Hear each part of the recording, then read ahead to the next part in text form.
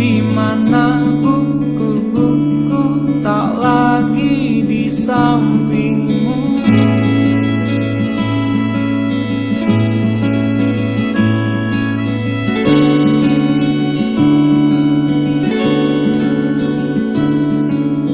Teman-teman semua tersenyum riang menatapmu seakan kau melayang di atas awan berbahagia. Satu langkah menuju mimpi berikutnya, ku doakan kau selalu taklukkan mimpi indahmu.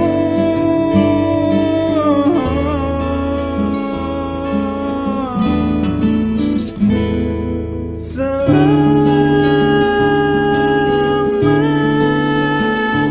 mengenakan toga dan piagam. Selamat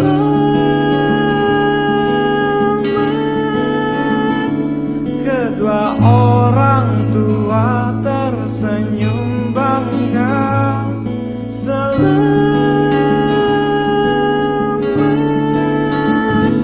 hari ini ku panggil dirimu sarjana.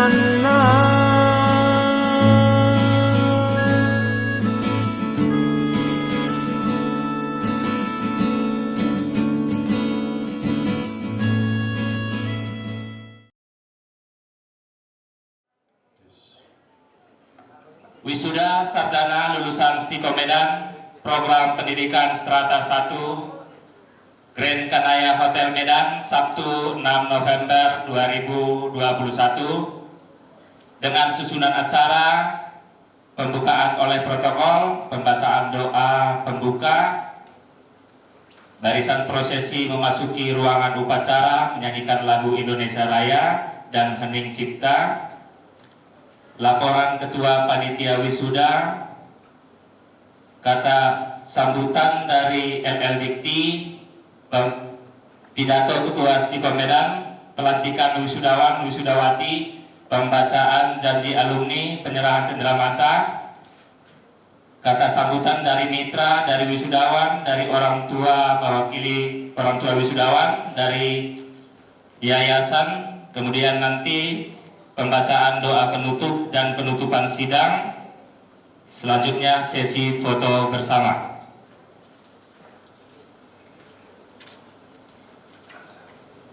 Selamat pagi dan selamat datang para wisudawan, orang tua, undangan dan hadirin yang berbahagia pada rapat terbuka Senat Stiko Medan tanggal 6 November 2021 dengan acara pelantikan wisudawan lulusan Stiko Medan tahun akademik 2020-2021. Demi keamanan dan kelancaran acara kita, ada beberapa hal yang perlu kita perhatikan bersama. Yang pertama, anak kecil tidak diperkenankan masuk ke dalam ruang upacara, tidak diperkenankan berkeliaran di dalam ruang upacara, tidak diperkenankan merokok di dalam ruang upacara, tidak diperkenankan mengambil foto dalam ruang upacara selain petugas. Dimohon agar segala alat komunikasi dinonaktifkan. Tidak diperkenankan keluar masuk ruang upacara pada saat upacara berlangsung. Sewaktu nama wisudawan dipanggil, para undangan tidak diperkenankan bertepuk tangan. Pada waktu menyanyikan lagu Indonesia Raya, dimohon kepada seluruh peserta upacara ikut bernyanyi. Kepada para wisudawan dimohon untuk meletakkan jumbai di sebelah kiri. Demikian hal-hal yang perlu diperhatikan. Atas perhatiannya kami ucapkan terima kasih. Pembacaan doa kepada Bapak Nurdin SAG MPDI kami persilakan dengan hormat. Assalamualaikum warahmatullahi wabarakatuh. Salam sejahtera, salam bahagia. Hadirin, untuk mengawali acara ini sejenak pikiran dan hati kita konsentrasi kepada Yang Kuasa dengan harapan kegiatan kita bisa terselenggara dengan baik ya. Saya awali dengan doa secara Islam. Bismillahirrahmanirrahim. Alhamdulillahirabbil alamin. Wassalatu wassalamu ala asyrafil anbiya'i wal mursalin. Waj'al jam'ana hadza jam'an marhuma wa tafarruqana min ba'dihi tafarruqan ma'suma. Hari ini kami berkumpul dalam rangka acara wisuda. Kami mohon kehadiratmu kiranya kegiatan ini terselenggara dengan baik dari awal hingga akhirnya.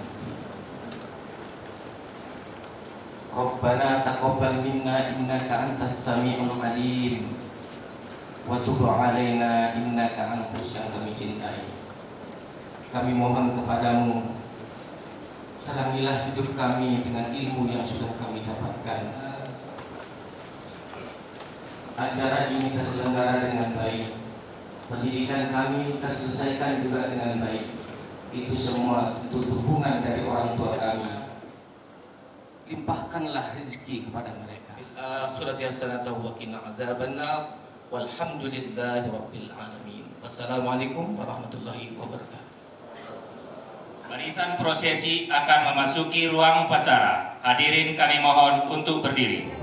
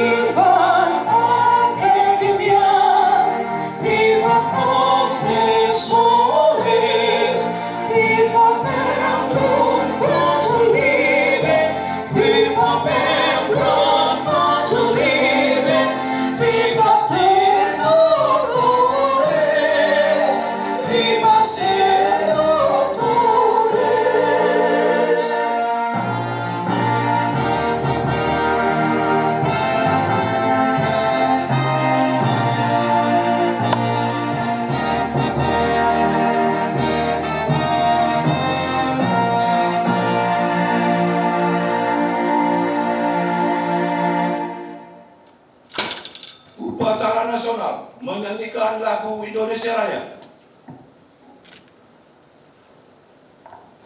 Indonesia tanah airku, tanah tumpah darahku. Di sanalah aku berdiri, jadi padu ibuku.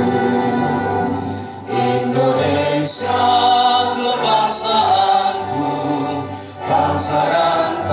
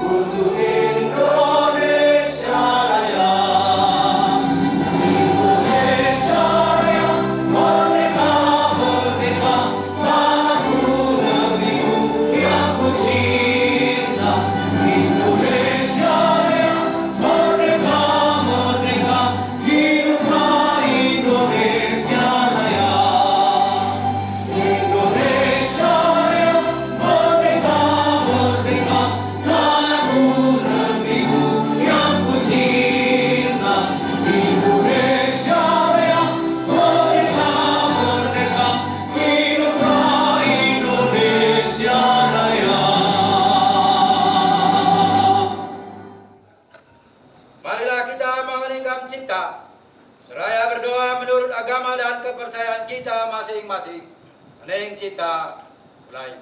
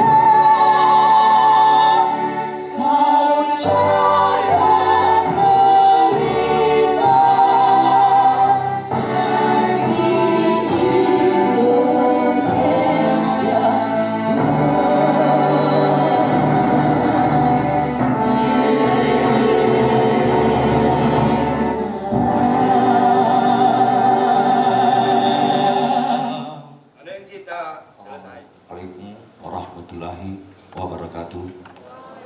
Selamat pagi dan salam sejahtera buat kita semua. Yang kami hormati Bapak Kepala LLDT Daerah 1 Sumatera Utara. Yang kami hormati Ketua Pembina dan Sekretaris Yayasan Medan Bisnis dan Politeknik. Yang kami hormati Bapak Ketua Stikom. Yang kami hormati mitra kami, dan yang kami hormati seluruh tamu undangan yang tidak bisa kami sebut persatu, yang kami cintai, adik-adik wisudawan wisudawati yang hari ini akan kita lantik. Puji syukur kami panjatkan kepada Tuhan Yang Maha Esa, karena berkat dan rahmat-Nya kita dapat berkumpul pada hari ini, Sabtu tanggal 6 November tahun 2021, untuk menghadiri upacara wisuda Sekolah Tinggi Ilmu Komputer Medan di Grand Kanaya Hotel Medan. Dalam wisuda kali ini, Istiqomah Medan akan melantik sebanyak 127 wisudawan wisudawati yang terdiri dari lulusan program sarjana, program studi sistem informasi sebanyak 114, dan program studi teknik informatika sebanyak 13 orang. Sejak berdiri sampai saat ini, Istiqomah Medan telah melantik wisudawan dan wisudawati dengan rincian sebagai berikut. Untuk program sistem informasi sebanyak 2.098 orang, dan untuk prodi teknik informatika sebanyak 833 orang. Hadirin yang kami muliakan, pada kesempatan ini kami atas nama panitia mengucapkan selamat kepada wisudawan wisudawati atas prestasi yang telah diraih. Kami ucapkan pula selamat dan terima kasih kepada orang tua atas kerja kerasnya, perhatian, pendampingan, dan keterlibatannya dalam membimbing putra-putrinya hingga lulus dan meraih gelar sarjana komputer. Besar harapan kami bahwa semua ilmu, keterampilan, dan nilai-nilai kehidupan yang telah dipelajari selama kuliah dapat menjadi bekal untuk bekerja nyata secara profesional dan berintegritas, baik dalam ranah keluarga, masyarakat, maupun bangsa dan negara. Para sponsor, pengelola gedung, dan semua pihak yang telah bekerja keras membantu terselenggaranya wisuda Stikom hari ini. Dalam acara wisuda ini terdapat kekurangan dan ketidaknyamanan dalam proses penyelenggaraannya. Akhir kata, Tuhan Yang Maha Esa selalu memberikan perlindungan dan bimbingan kepada kita semua. Wassalamualaikum warahmatullahi wabarakatuh. Selamat pagi.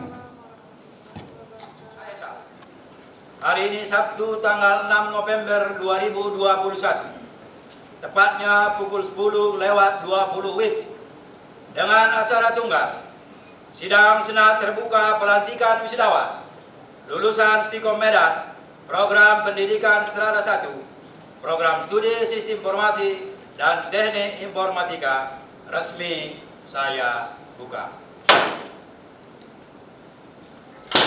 Pidato Ketua Stikom Medan. Yang saya hormati Kepala LLDikti Wilayah 1 Sumatera Utara, Pak Prof. Ibnu.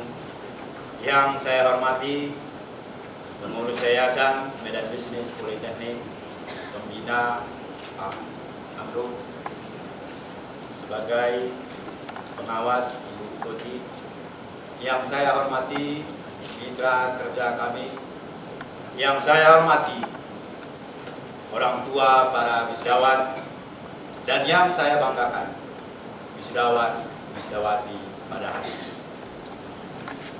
Kita percaya bahwa capaian akademik yang saudara raih hari ini tentunya merupakan hasil dari jerih payah, ketekunan dan keuletan saudara, serta dukungan moral dan doa dari keluarga serta sahabat. Atas keberhasilan dan capaian saudara, mari kita sama-sama panjatkan puji dan syukur kehadirat Tuhan Yang Maha Esa. Hingga hari ini, pandemi COVID-19 masih berlangsung. Meskipun secara umum langkah-langkah pembatasan sosial telah berhasil untuk mengurangi tingkat penularan, tapi kita tetap waspada dan menjalankan protokol kesehatan secara disiplin demi menekan penyebaran COVID-19.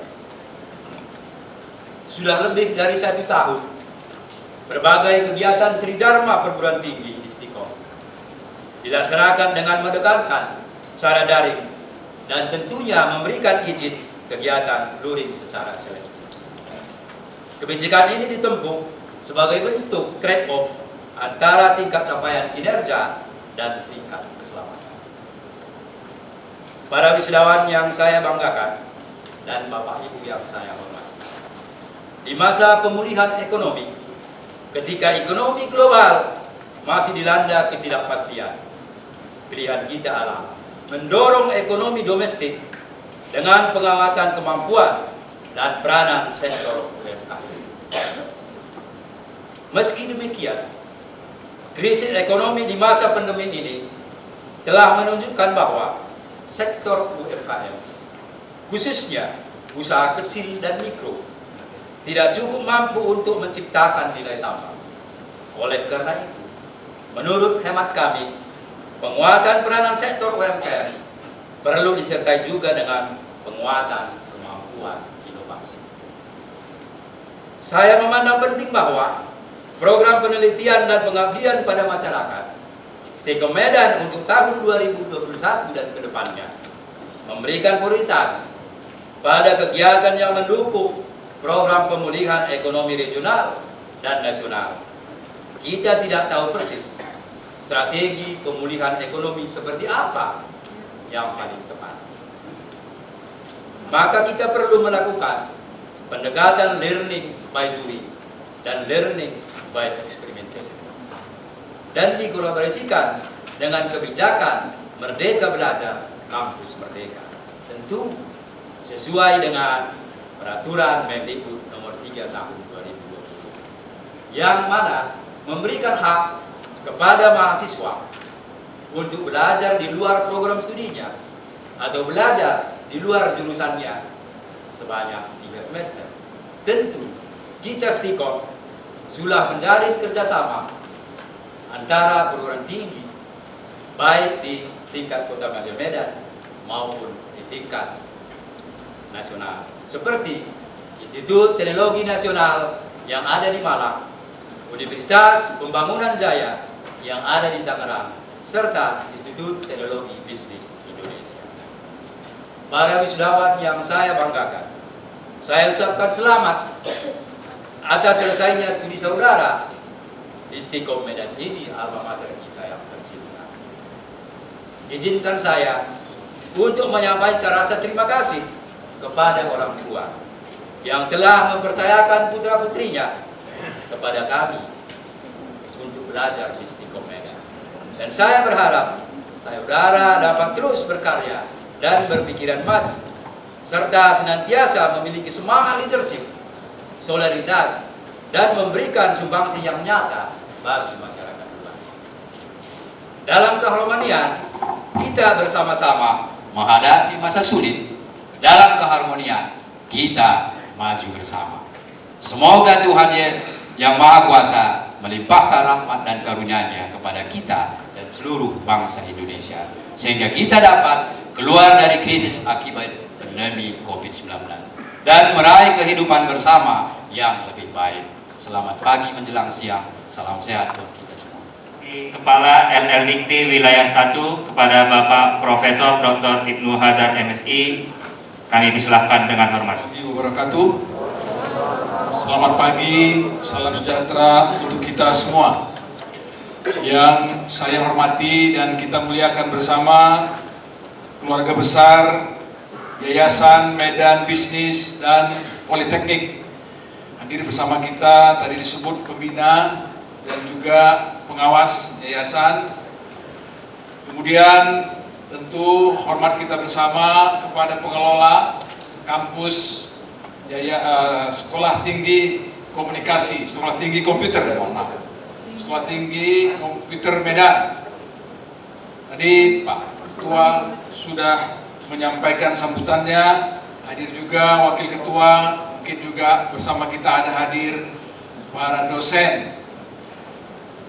Kemudian para undangan yang saya hormati, khusus kepada orang tua, kemudian keluarga yang berhadir. Saya melihat banyak ini ramai, dan lebih khusus lagi kepada adik-adik anak-anak kami yang mengikuti wisuda pada pagi hari ini. Pertama tentu mari senantiasa kita sampaikan puji syukur kita kepada Allah Tuhan yang Maha Kuasa. Termasuk hari ini harinya spesial, harinya khusus, istimewa. Kita masih diberikannya kesempatan, diberikannya kekuatan, dan lebih utama lagi kesehatan. Saya pikir ini penting yang terakhir, karena bagaimanapun kita menjelang selesai, belum selesai Bapak Ibu, kita menjelang selesai dari suasana masalah COVID. Tadi disinggung oleh Pak Ketua, masih ada, tapi saya senang sekali hari ini bisa berkunjung ramai, ikut serta hadiri wisuda, orang tua, bikin pula dengan wisudawan bersama dalam satu ruang. Bapak Ibu, dalam beberapa kesempatan di wisuda yang saya hadiri, saya hanya kadang-kadang berhadapan dengan beberapa orang saja. Pernah hanya berhadapan dengan 10 yang ada di ruangan. Selebihnya itu dari luar, mengikutinya lewat Zoom. Orang tua juga tidak ada. Itu di awal-awal pandemi atau menjelang setengah tahun lah, Setelah jalan setengah tahun pandemik, wisudanya seperti itu. Kita miris, prihatin kita, karena sebetulnya suasana wisuda inilah kesempatan kita untuk menyampaikan sukacita, rasa gembira kita bersama atas keberhasilan dari putra-putri kita yang kita cintai. Tapi karena keadaan praktis selama setahun kemarin, suasananya memang harus kita terima dengan besar hati. Tapi lambat laun mulai ada berisi sepertiga. Kalau ada wisudanya 200, maka berisi dia sekitar 50-60. Pagi 50 sore. Besoknya lagi pagi 50, besoknya baru sorenya 50. 2 hari. Lambat laun mulai 1 hari agak banyak. Bertambah jumlahnya. Orang tua pun mulai hadir. Pertama hadir cuma 1 orang saja, yang 1 nunggu di luar. Jadi memang lika-likunya memang sangat membuat kita berpikir terus, melakukan kreasi-kreasi yang tentu intinya tujuannya tercapai, tapi juga masalah keselamatan dan kesehatan itu juga menjadi terjaga. Makin ke belakang makin seperti ini. Ini sudah seperti biasa sepertinya, semuanya duduk dengan manis, santai, dekat, saling bisa menyenggol, tapi tetap mungkin prinsip prokes ini harus kita jaga. Bapak Ibu, data menunjukkan kita sudah mulai turun, tapi di negara tetangga kita justru mulai naik lagi. Katanya ada siklus ya yang kita khawatirkan, dan mudah-mudahan kita berdoa janganlah siklus itu kembali ke kita. Lelah juga kita, bukan lelah fisiknya saja, tapi lelah mentalnya. Ada banyak orang-orang yang mengalami mental disorder, gangguan mental dengan situasi COVID ini. Banyak anak-anak sekolah SD, SMP, SMA yang mulai kehilangan rasa sosialnya, mulai kehilangan rasa kesetiakawanannya, oleh karena memang dia dipaksa harus belajar di rumah. Saya kira ini masalah yang perlu kita sikapi bersama. Sebelum saya lanjutkan, saya berikan dulu satu pantun untuk Pak Ketua dan tentu pengurus yayasan. Cahaya rembulan berwarna putih, putih warnanya di pagi hari.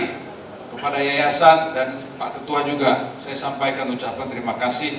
Saya diberi kesempatan untuk hadir di acara ini. Ada yang tepuk tangan.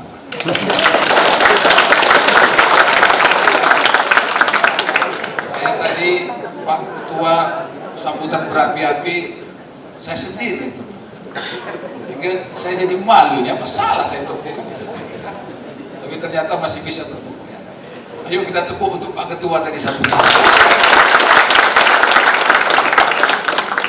Kemudian tentu ada juga pantun untuk adik-adik saya, mahasiswa, bukan mahasiswa lagi ya, lulusan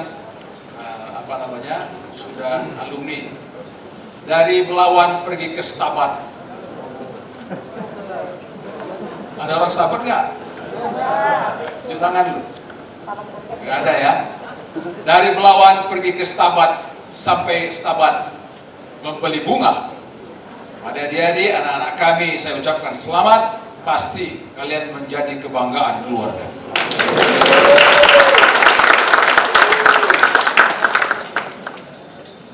Ada lagi nih. Supaya ada acara berbalas pantun ya. Kata orang sersan aja, serius tapi santai. Gadis rupawan membeli bunga diikat, berikat 3. Pada wisudawan, kalian sudah tamat sekarang juga. Lalu saya doakan kalian segera dapat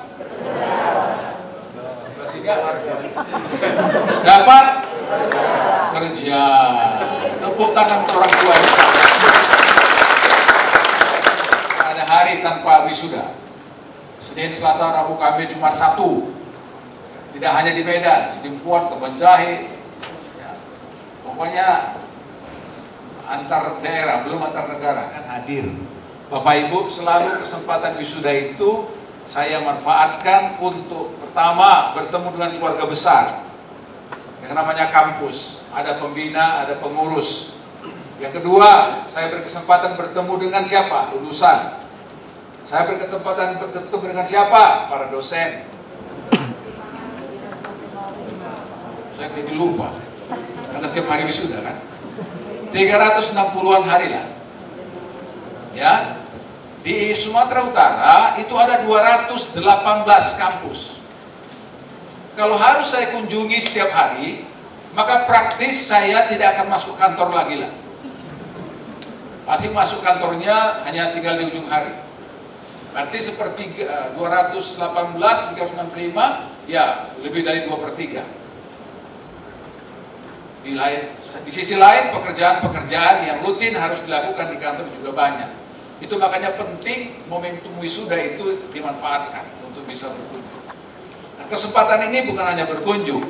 Tentu saya ingin menyampaikan sedikit hal kepada kita semua, khusus kepada anak-anak kami, adik-adik kami yang baru saja, yang segera akan menyelesaikan dan meninggalkan kampus ini. Tentu nanti yang kedua, sedikit hal untuk teman-teman saya pengelola kampus.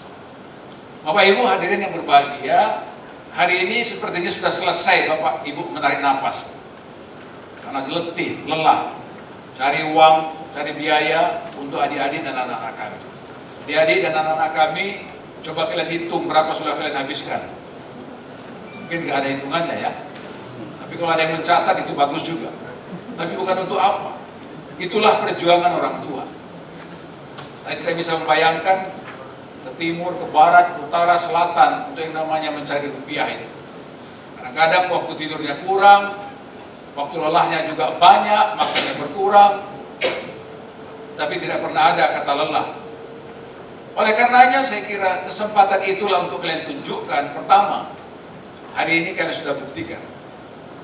Bapak Ibu, adik-adik, anak-anak kami, banyak orang yang bermimpi seperti ini, kepingin seperti ini, hadir duduk dengan pakaian yang eksklusif, spesial, tapi jauh lebih banyak yang gak bisa masuk. Itu tolong dicamkan ya. Kalian berkesempatan hadir sekarang dan memperoleh kenikmatan untuk menamatkan studi. Ada banyak kawan kalian di luar sana yang pingin seperti ini, tapi jauh lebih banyak yang gak bisa masuk kemari. Angka partisipasi pendidikan tinggi kita masih rendah. Pendidikan tinggi, partisipasi pendidikan untuk menengah, SMA, SMP juga masih belum memenuhi harapan kita. Apalagi perguruan tinggi, sangat rendah, masih rendah dibandingkan dengan keinginan, harapan negara. Kita punya tanggung jawab, punya tantangan bahkan Bapak Ibu. Indonesia sekarang ada sekitar 280 juta penduduknya. Pada 2030 itu akan mendekati 290 juta. Keberuntungan Indonesia Bapak Ibu, kita punya populasi muda, orang muda, usia 15 sampai 63 tahun, itu hampir 65%. Jadi kalau 290 juta, saya hitung sekitar hampir 190 juta nanti, 180-an juta itu orang muda. Definisi muda itu mari kita sepakati apa yang disampaikan dibuat oleh PBB, 15 sampai 63 tahun. Yang lewat 63 ada nggak angkat tangan? 63 di sini itu masih muda. Jadi saya masih muda juga. Untuk saya jangan takut, jangan nakut-nakuti saya. Gitu. Jadi ini semua muda nih. Kenapa? Kemampuan produktif dalam kaitan ekonomi tentu. Itu makanya Indonesia ini menjadi salah satu yang diperhitungkan banyak negara, ini akan melesat. Kemajuannya akan luar biasa. Kenapa? Energi sumber daya manusianya besar. Tapi Bapak Ibu, ini dia. Ini juga menjadi kekhawatiran. Ini menjadi berkah atau jadi musibah nih. 190 juta, tapi kalau pendidikannya anjlok, rendah, nah itu masalahnya. Kalau saya mengatakan tadi angka partisipasi pendidikan tinggi, kita kalah dibandingkan Malaysia, Singapura, negara-negara ASEAN ya. Kita kalah Pak, jumlah populasi terdidik tamatan perguruan tinggi. Belum lagi kita ukur dari level capaiannya. Kalau ini kan S1. Kalau mereka sudah naik ke peringkat yang S2 dan S3. Makin mengerucut lagi. Nah, itu masalahnya. Ini menjadi berkah jumlah yang banyak, tapi juga jadi musibah. Kenapa? Ketika dia tidak punya kemampuan, sumber daya manusia yang tidak dianggap punya kemampuan, dia akan menjadi masalah, Bapak Ibu. Kita bisa berasumsi percaya di hari ini tidak akan jadi masalah lagi. Kenapa? Sudah punya kapasitas. Kalau dikatakan SDM unggul, sudah ada punya ini predikatnya. Udah S1. Kalau saya menyebutkan tadi, banyak yang nggak bisa. Nah, itulah yang menjadi kekhawatiran kita, bangsa kita ini. Jadi kampus-kampus yang ada dengan jumlah yang kalau PTS di Sumatera Utara 218, itu sebetulnya belum bisa optimal untuk menyiapkan beban besar kita yang kita sebut tadi, jumlah penduduk muda, usia muda itu yang masih banyak. Nah, jadi kaitannya dengan yang di awal saya sampaikan, kalian harus bersyukur. Kalian sudah memenuhi kriteria apa yang disebut dengan sumber daya manusia unggul itu.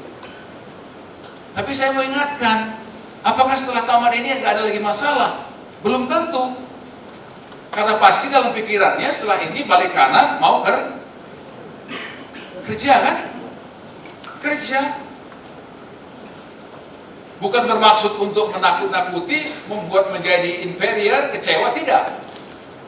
Tapi saya perlu sampaikan sedikit. Beda situasinya ketika Anda lulus sekarang dengan kami. Atau 10 tahun yang lalu. Apanya beda, Pak? Tantangannya jauh lebih rendah dibandingkan dengan sekarang. Tadi disebutkan, terpaksa kita belajar selama 2 tahun ini contoh saja ya, bagaimana tantangan itu sudah kita jalani, kita hadapi. Bahkan kita kadang-kadang tidak siap juga. Maka ada orang yang sekarang mengalami culture shock. Goncangan psikologis, goncangan budaya. Pendidikan berjalan tanpa ada kelas di dalam ruangan. Betul? Gak pernah lagi jumpa dosennya di lapangan. Ketemu di lewat ini aja. Gak hanya di kampus, ada perguruan tinggi, SMA, SMP, SD bahkan. Makanya ada video yang dikirimkan di WA, nangis-nangis anaknya. Aku mau sekolah, aku mau jumpa teman-teman. Itu baru urusan anak. Urusan ibunya lebih parah lagi. Gak tahu kalau di sini ya, menghadapi gak itu. Tapi sebutan saya menghadapi. Sekarang ibu merangkap jadi guru. Di rumah gak hanya ngurus masak di dapur, bersihkan kasur atau ke sumur, bukan hanya itu lagi. Tapi apa? Mama, saya mau ngerjakan PR nih. Oh iyalah nak, tapi ma, mulai tapi ma, PR-nya itu ada di Zoom, ada di YouTube. Bayangkan ibu yang tidak biasa, tahunya cuma megang HP untuk hitungan belanja saja. Tomat 2 kilo, ketiknya di sini. Cabai 2 on, minyak 2 ini. Lalu dia harus buka aplikasi YouTube, aplikasi Zoom. Yang terjadi apa? Itu yang saya sebut tadi. Banyak orang yang mengalami shock. Kita mau bilang apa? Terjadi sekarang. Dan kita berharap segera selesai ini supaya ketemu gurunya dengan siswanya. Dan sudah dimulai sekarang.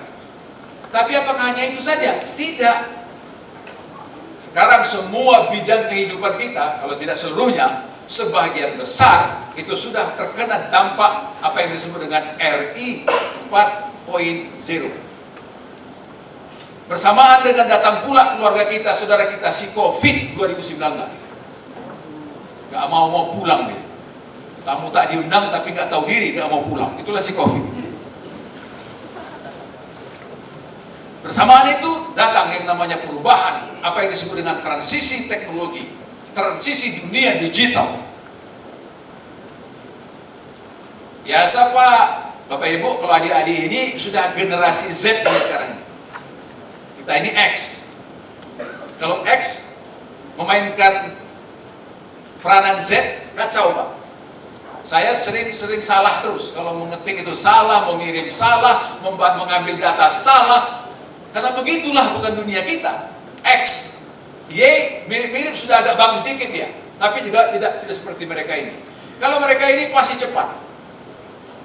Tapi pertanyaannya, megang yang namanya Android, yang namanya HP, itu untuk apa? Ngirim WA, Instagram, bikin TikTok.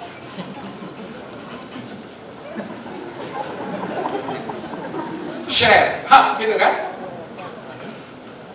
Dikirim ke sana, dibuka. Saking banyaknya followernya, dia dapat duit dari yang namanya. Betul kan? Betul. Bapak Ibu, ini anak-anak kita sudah tune in dia. Maka itu banyak terjadi startup muda yang di Jakarta, di kota besar, itu ternyata mahasiswa di tingkat awal, di tingkat menengah, bahkan tingkat akhir. Dia punya banyak uang karena dia berhasil buat aplikasi buat apapun namanya, dan itu bisa di-share-nya, bisa diakses, bisa diikuti, maka dia akan mendapat uang. Tapi saya bukan menceritakan itu Bapak Ibu. Bagaimana sekarang dunia pekerjaan itu sudah dipermudah, lebih efisien, lebih dipercepat dengan hadirnya yang namanya teknologi informasi. Saya contohkan tadi dunia pendidikan sudah menjadi seperti itu. Sekarang dunia guru, saya ulangi, dunia guru, mindsetnya guru tidak lagi mungkin hanya dia menguasai mengajar tatap muka langsung di kelas.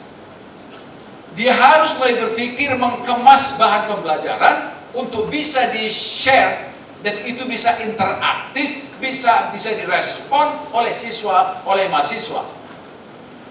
Kalau begitu ternyata guru masa lalu nggak akan bisa lagi kepake kemampuannya, ilmunya, manakala dia tidak bisa mengadaptasi dengan yang namanya digital.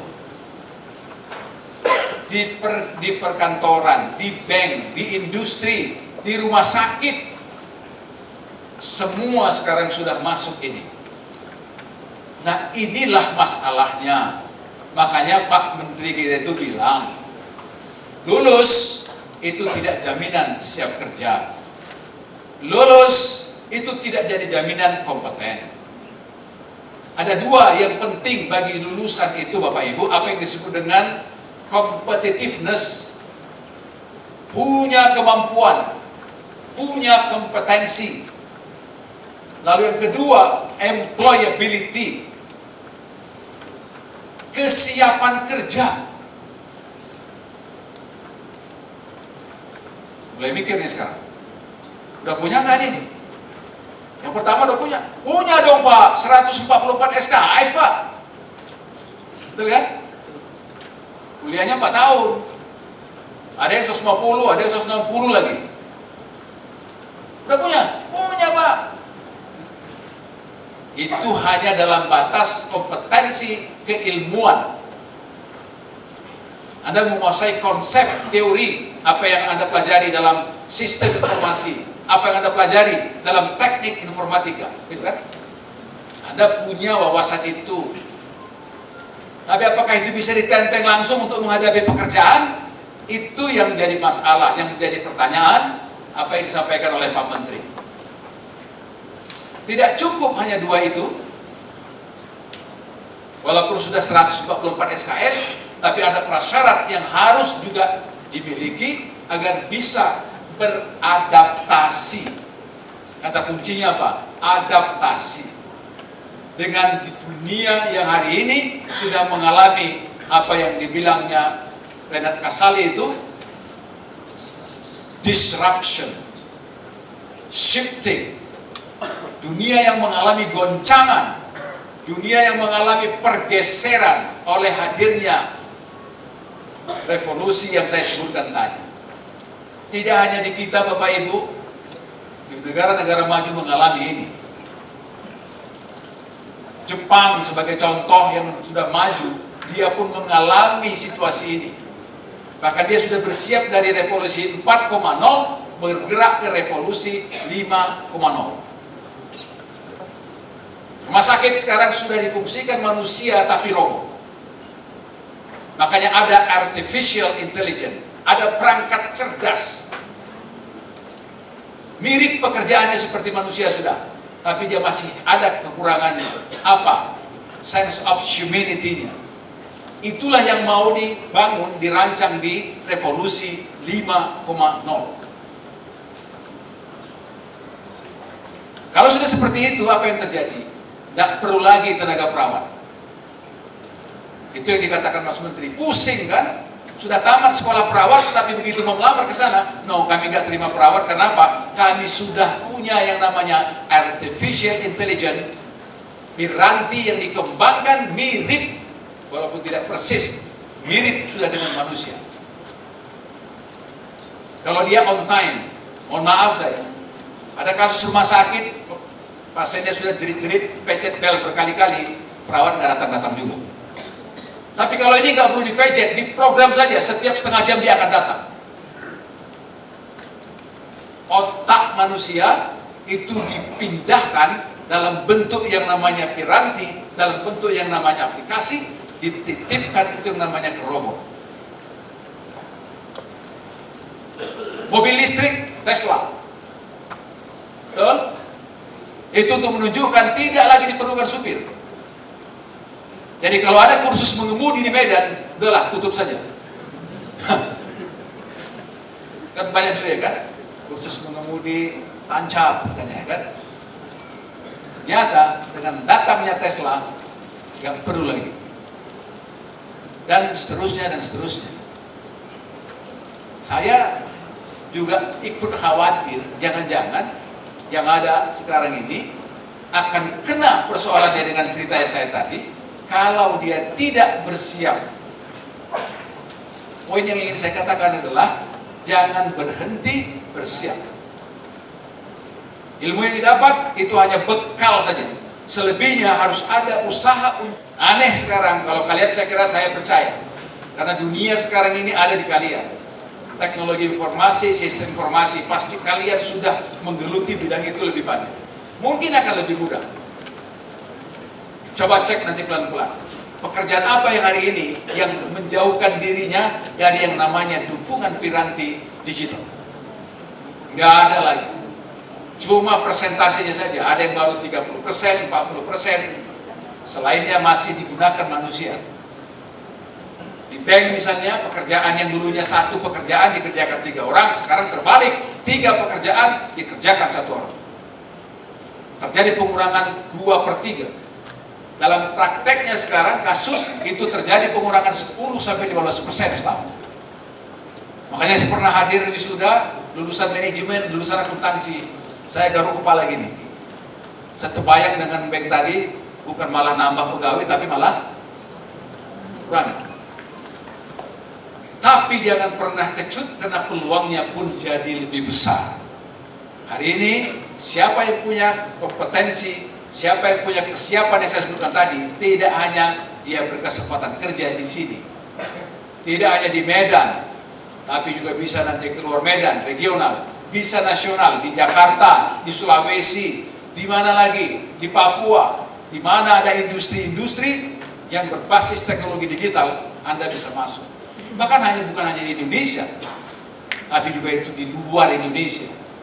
Kalian punya kesempatan untuk bekerja di Jepang, bekerja di Korea, bekerja di Qatar, bekerja di Uni Emirat Arab, bekerja di Eropa dan seterusnya. Karena konsep dasarnya sama. Teori tentang teknik informatika di Indonesia dengan di Jepang, di Korea, di Qatar, di mana-mana sama. Bukunya sama, dalilnya sama, rumusnya sama. Tinggal bagaimana ketika itu diaplikasikan, kalian siap. Apa yang perlu disiapkan? 1, kemampuan komunikasi. Tidak bisa tidak, bahasa minimal. Tambah 1 lagi, selain bahasa nias, maka tambahlah. Terus ketawa si bapaknya kan, saya pun jadi ketawa. Selain bahasa Indonesia, karena nanti kalau bekerja di nias pasti pakai bahasa nias juga kan? Ya, jangan pakai bahasa nias ketika bekerja di Jepang, walaupun mukanya mirip. Gitu ya, jangan. Atau pakai bahasa Mandailing, "Somoni dua mam," katanya ya kan. nggak ngerti dia, ya kan? Enggak, pakai bahasa Inggris karena that's international language. Oke? Atau Anda mau spesifik, Anda akan menjadi catatan perhatian. Kenapa? Bisa bahasa Jepang. Sayonara, gitu kan? Belum lagi jumpa udah sayonara, selamat berpisah. Gitu. Belum jumpa udah selamat berpisah padanya, ya kan? Pasti akan lebih. Bapak Ibu, ini sekarang cerita saja informasi, nggak apa-apa saya sampaikan. Ada kampus yang mengirimkan alumninya, tapi kebetulan bidang kesehatan, tahu berapa gajinya? Di 18 juta, begitu teken kontrak. Tamat S1, teken kontrak 18. 1 tahun, naik 20. Naik lagi, kalau bisa bahasa Jepang, nulis kanji, bukan nulis lem ya, nulis kanji. Naik lagi. Lalu ikut sertifikasi nanti, uji sertifikasi, dapat sertifikat kelayakan, naiknya bukan 10%, 70%. Dari 20 jadi 35. Dikalahkan sama yang baru setahun tamat langsung kontrak. Kadang-kadang mau saya putar jam dinding saya, balik S1 lagi gitu ya kan. Supaya bisa sekolah dan bekerja ke Jepang. Nggak tahu saya. Tapi pasti dia ngiler juga tuh dengan cerita. Pasti ngiler. Ya kan? Di kantong paling juga cepet ya kan. Atau gope. Ini nanti kantong yen. Orang Jepang apa? Yen. Punya yen? Ada. Yen untuk duitnya. Yen atau dolar. Coba. Makanya mereka ngirim ke ibu-ibu ini, bapak-bapak ini 8 juta sebulan. Untuk apa lagi ke sawah ya kan? Makanya berubah profesi orang tua kita itu katanya jadi manajer. Manajer sawah.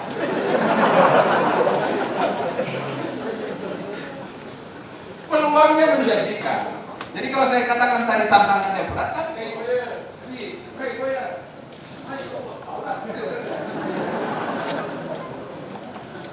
itu cukup menjadi dasar saja. Tapi kecepatan Anda membaca masalah itu, membuat sintesisnya, membuat kemungkinan jawabannya, problem solving skill. Latih itu. Gak tahu saya apakah ada mata kuliah problem solving. Gak ada kan? Padahal itu terjadi. Yang ketiga, collaboration skill. Bekerja sekarang tidak sendiri lagi. Harus berdua, bertiga, berempat. Filosofinya sederhana. Anda belajar sendiri dapat 1. Anda belajar berdua dapat berapa? Dapat 2. Belajar bertiga dapat 3. Sekali jalan saja. Kalau sendiri cuma 1. Produktivitasnya juga jadi besar. Bangun jaringan, bangun kerjasama, komunikasi buka dengan alumni nanti. Syukur-syukur sudah ada yang di luar negeri. Minta cerita dia, apa yang kalian kerjakan di sana? Bagaimana syaratnya? Walaupun saya orang kampung bilang, tapi tidak kampungan. Pergi juga ke kota, pergi ke luar negeri. Yang terakhir, yang 4, tadi itu disebutkan, kreativitas dan inovasi. Latih, itu perlu dilatih. Kalau ada masalah seperti ini, apa opsinya? Itu kreativitas. Kalau begini dibuat lebih bagus gak ya? Itu inovasi. Semua orang menunggu seperti itu. Nah kalau 4 ini punya, ditambah 2 yang tadi sebut tadi, konsep teorinya dapat, keterampilan teknisnya sudah dapat, lengkaplah kalian. Mau apa lagi? Kemana-mana pun bisa kerja. Sekarang tinggal kita.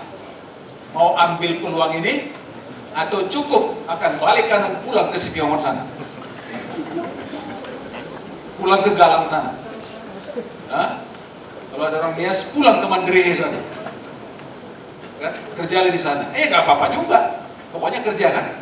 Iya, tapi kalau di sana dapat 1 juta, kawan Anda yang terbang nanti ke Jepang, gajinya 20 juta. Hai, katanya.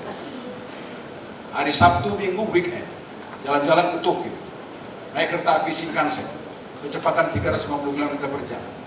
Bayangkan dengan kereta api Medan untuk berapa? Udah batu berapa kali, tertidur, bangun, kan nyampe juga ya. Saya pernah naik dari Tokyo pergi ke Hiroshima, Shinkansen, itu perjalanan 500 km.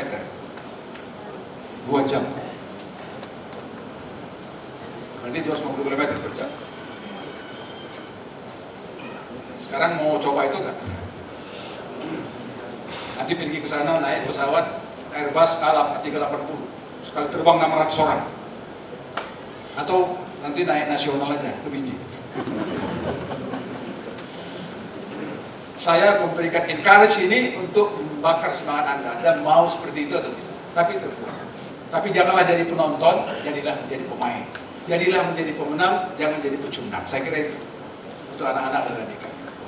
Pak Ketua, saya kira cerita kita kalau untuk ngurus kampus saya nggak percaya, bukan nggak percaya lagi. Ini udah pasti diurus bagus Bapak Ibu. Kalau nggak diurus bagus nggak jadi wisuda ini. Tapi saya tetap ingatkan, tolong jaga kampus ini agar tetap baik. Yayasan ada di sini, mungkin ini juga yang saya ketemu di jalan ke sana kemarin.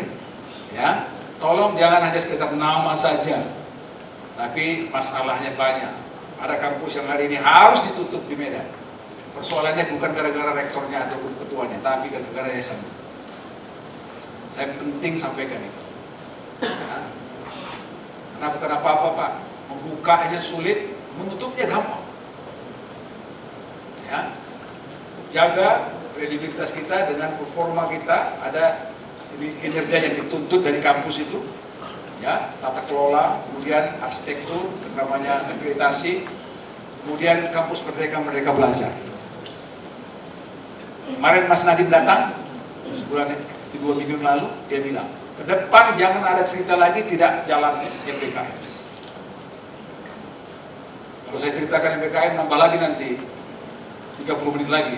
Gak jadi wisuda ini ya kan? Sudah. Nanti aja kapan-kapan. Saya pikir itu Bapak Ibu, sekali lagi saya ucapkan terima kasih, selamat kepada kawan-kawan saya ini, sahabat-sahabat pengelola yayasan, dan tentu khusus kepada keluarga. Bapak Ibu bisa tersenyum sekarang. Bayangkanlah Bu, Pak, anak Ibu Bapak ini akan bekerja di Jepang. Ya, lalu dikirimnya tiap bulan sama Bapak 8 juta, 7 juta. Satu orang aja ngaminkan. Bapak baru nambah satu baris, silakan Pak.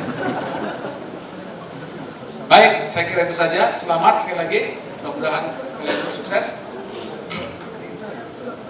Saya rembulan warna putih. Cukup sekian dan terima kasih. Assalamualaikum warahmatullahi wabarakatuh. Selamat pagi, salam sejahtera. Ketua Stikom Medan tentang lulusan program studi Sistem Informasi oleh Bapak Iswanto Sembiring, ST Eskom MPD. Waktu dan tempat kami persilakan dengan hormat. Sekolah Tinggi Ilmu Komputer Medan nomor 399 garing KT garing D.07 garing 10 garing 2021 tentang kelulusan mengikuti yudisium ujian meja hijau program studi Sistem Informasi Sekolah Tinggi Ilmu Komputer Medan tahun akademik 2020-2021 menimbang 1. Bahwa mahasiswa yang telah mengikuti yudisium ujian meja hijau dan dinyatakan lulus pada ujian meja hijau tersebut dan kelulusannya tersebut dianggap perlu dinyatakan dalam surat keputusan Ketua Sekolah Tinggi Ilmu Komputer Medan. 2. Bahwa laporan dari Ketua Program Studi sebagai pelaksana ujian meja hijau atas pengetahuan dan ditandatangani oleh Ketua berjalan dengan baik, mengingat 1. Surat Keputusan Menteri Pendidikan Nasional Republik Indonesia nomor 232 garing U garing 2000. 2. Petunjuk Menteri Pendidikan Kebudayaan Republik Indonesia nomor 056 garing U garing 1994. 3. Peraturan Pemerintah nomor 60 tahun 1999 tentang pendidikan tinggi. 4. Statuta Sekolah Tinggi Ilmu Komputer Medan memperhatikan rapat yudisium Sekolah Tinggi Ilmu Komputer Medan tanggal 18 Oktober tahun 2021 memutuskan menetapkan pertama, mahasiswa yang di yudisium adalah mahasiswa yang bebas masalah akademik dan administrasi. Kedua, mahasiswa program studi sistem informasi yang dinyatakan lulus seperti tercantum dalam lampiran. Ketiga, keputusan ini berlaku sejak tanggal ditetapkan. Keempat, apabila di kemudian hari terdapat kekeliruan dan keputusan ini, maka diperbaiki dan atau diubah sebagaimana mestinya. Ditetapkan di Medan pada tanggal 19 Oktober tahun 2021, Ketua Wandra Tarigang STMkom ditandatangani.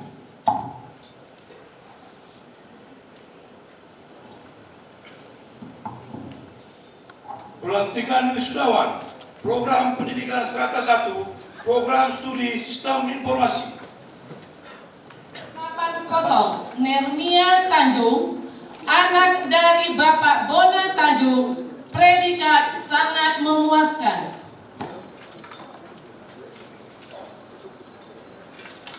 Nomor alumni 1981 Aji Tri Nugraha, anak dari Bapak Suwardi, predikat sangat memuaskan.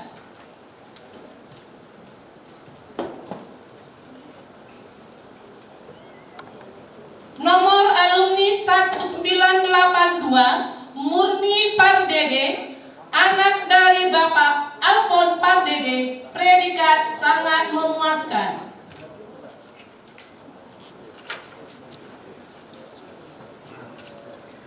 Nomor alumni 1983 Sri Latifah Hanum Pane, anak dari Bapak almarhum Yahya Pane, predikat sangat memuaskan. Nomor alumni 1984 Sukahati Halawa, anak dari Bapak Yeti Eli Halawa, predikat sangat memuaskan.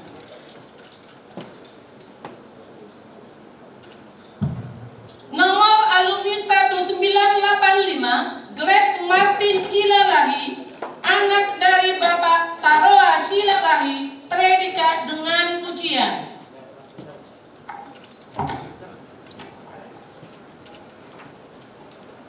Nomor alumni 1986 Reja Ariprana Atmajaya Ginting, anak dari Bapak Normal Ginting, predikat dengan pujian.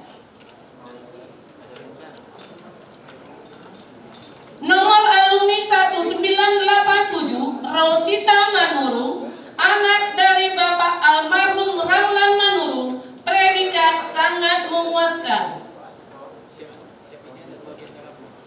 Nomor alumni 1988 Agus Manduru, anak dari Bapak Pona Atong Nuru, predikat sangat memuaskan.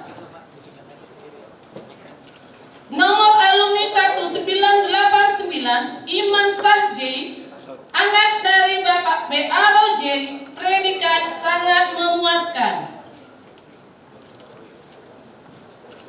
Nomor alumni 1990 Marinus Buulolo, anak dari Ibu Sari Tina Halawa, predikat sangat memuaskan. Nomor alumni 1991 Tom Kurnia J2, anak dari Bapak almarhum Baji Duhu J2, predikat sangat memuaskan. Nomor alumni 1992 Pius Beatus Sihombing, anak dari Bapak Dr. Randus Takdir Sihombing, predikat dengan pujian. Nomor alumni 1993 Ibnu Syihab, anak dari Bapak Parijal ST, predikat sangat memuaskan.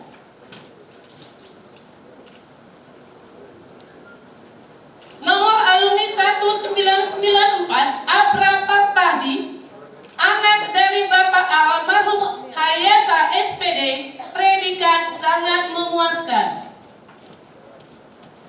Nomor alumni 1995 Astriani Hulu, anak dari Bapak Pak Ojatulu Hulu, predikat sangat memuaskan. Nomor alumni 1996 Muhammad Chandra, anak dari Bapak Sutiman, predikat sangat memuaskan. Nomor alumni 1997 Pati Raja Parga Wisnu Theophilus Sinaga, anak dari Bapak almarhum Aden Sinaga, predikat sangat memuaskan. Nomor alumni 1998 Rama Soleh Marpaung, anak dari Bapak almarhum Ahmad Lanun Marpaung, predikat sangat memuaskan. Nomor alumni 1999 Sapeli Giawa, anak dari Bapak Hukuharo Giawa, predikat sangat memuaskan. Nomor alumni 2001 Epi Febriani J, anak dari Ibu Irsiana Harepa, predikat sangat memuaskan. Nomor alumni 2002 Peberman Enduru, anak dari Bapak almarhum Pegi Wolo Enduru, predikat sangat memuaskan. Nomor alumni 2003 Gracia Lydia Rona Tama Tambun, anak dari Bapak ST Insinyur Bungaran Tambun MSI, predikat sangat memuaskan. Nomor alumni 2004 Peri, anak dari Bapak Lukman Aritona, predikat sangat memuaskan. Nomor alumni 2005 Sabar Hotmanahan Siburian, anak dari Bapak Dalman Siburian, predikat sangat memuaskan. Nomor alumni 2006 Andi Nainggolan, anak dari Bapak Ramses Nainggolan, predikat sangat memuaskan. Nomor alumni 2008 Ayu Marlinang Boru Simamora, anak dari Bapak Pasontar Simamora, predikat sangat memuaskan. Nomor alumni 2009 Arlin Surbakti, anak dari Bapak Alansyah Surbakti, predikat sangat memuaskan. Nomor alumni 2010 Sama Adil Giawa, anak dari Bapak Aligo Giawa, predikat sangat memuaskan. Nomor alumni 2011 Ernest Ronan Gultom, anak dari Bapak Marula Gultom, predikat sangat memuaskan. Nomor alumni 2012 Helen Agustina Boru Pasaribu, anak dari Bapak Timbang Pasaribu, predikat sangat memuaskan.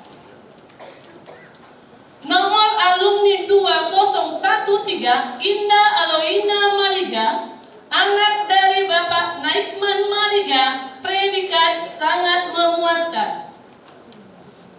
Nomor alumni 2014 Lediana, anak dari Bapak Lilik Sugianto, predikat dengan pujian. Nomor alumni 2015 Maria Grecia Marpaung, anak dari Bapak Leonard Marpaung, predikat dengan pujian. Nomor alumni 2016 Romayani Habehan, anak dari Bapak Tunggul Habehan, predikat sangat memuaskan. Nomor alumni 2017 Sarida Hanung Litonga, anak dari Bapak Sangat Ritonga, predikat sangat memuaskan. Nomor alumni 2018 Imelda Grastia Hasibuan, anak dari Bapak Insinyur Leonard Berman Hasibuan, predikat dengan pujian. Nomor alumni 2019 Monica Piansi S, anak dari Bapak Nahasol Justinus Simalongo, predikat dengan pujian. Nomor alumni 2020 Pebrina Monauli Sibuea, anak dari Bapak Turman Sibuea, predikat sangat memuaskan. Nomor alumni 2022 Yarisma Najara, anak dari Bapak Opendu Najara, predikat sangat memuaskan.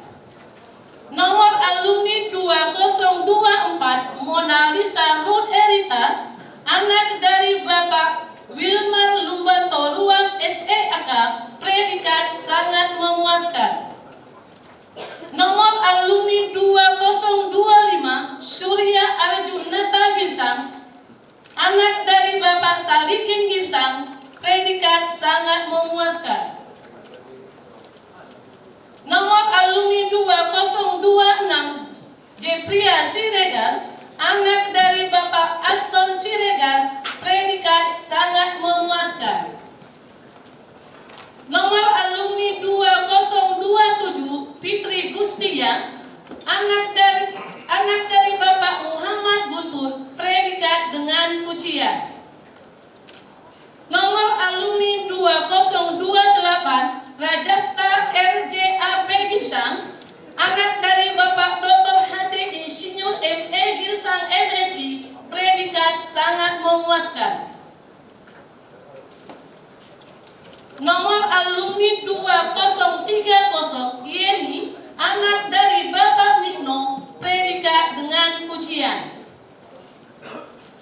Nomor alumni 2031 Murdayana Sitohang, anak dari Bapak almarhum Bonaulat Sitohang, predikat sangat memuaskan.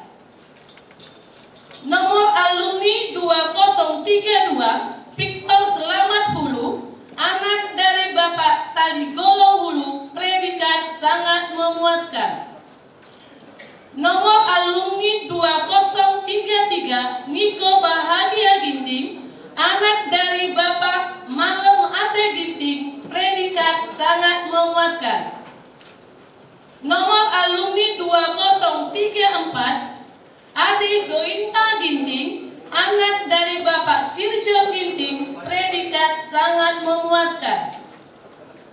Nomor alumni 2035 Andre Wiri Nusa, anak dari Bapak Johannes Wiri Nusa, predikat sangat memuaskan. Nomor alumni 2036 Binaria Bru Karo, anak dari Bapak almarhum Nasib Karo Karo, predikat dengan pujian. Nomor alumni 2037 Egita Riana Karo Karo, anak dari Bapak Martin Karo Karo, predikat sangat memuaskan. Nomor alumni 2038 Herman Bastian Waru, anak dari Bapak Oteli Waru, predikat dengan pujian. Nomor alumni 2039 Putri Angelina Sitanggang, anak dari Bapak Wilson Sitanggang, predikat sangat memuaskan. Nomor alumni 2040 Roberto Sitompul, anak dari Bapak Jihar Sitompul, predikat sangat memuaskan. Nomor alumni 2041 Dea Kalista N. Ginting, anak dari Bapak Suryanto Ginting, predikat sangat memuaskan. Nomor alumni 2042 Prayoga Simanu Kalit, anak dari Bapak Aser Simanu Kalit, predikat sangat memuaskan. Nomor alumni 2043 Sandrio Nugroho, anak dari Bapak Surahman, predikat sangat memuaskan.